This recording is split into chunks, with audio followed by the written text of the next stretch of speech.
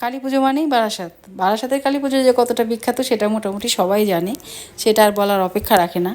আর আমিও বারাসাতেই বাস করি, সেজন্য আমারও ভীষণ ভালো লাগে, খুব আনন্দ হয়। তবে এই ভালো লাগা আনন্দ এগুলোর জন্য কিন্তু আমাদের বারাসাতবাসীদের অনেকটাই ঝক্কি পোহাতে হয়।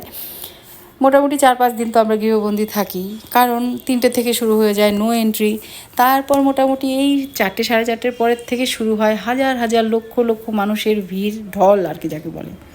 তারপর প্রচুর লাইট, প্রচুর গান, মানে মাইক আর কি, 4-5টা মাইক একসাথে বাজলে যা হয়, কোনটা যে কী গান বাজছে সেটা আর উদ্ধার করা যায় না। তো যাই হোক, এবার তো আবার ভিআইপি পাসটাও তুলে দিয়েছে, সেজন্য আরও ভিড়। ভাবলাম যে সন্ধ্যাবেলা একটুখানি বেরোবো, কিন্তু রাস্তার দিকে তাকিয়ে দেখে তো মানে আর সাহস পেলাম না। সেই জন্য ভাবলাম যে ঠিক আছে, সকালবেলা যে মর্নিং ওয়াকে যাব তখন না হয় কয়েকটা দেখে আসবো। কারণ আমার বাড়ির থেকে যে ঠাকুরগুলো আছে না, সেটার দূরত্ব ওই 600-700 মিটারের মধ্যে, বেশ বড় বড় বাজেটের পুজো সেগুলো।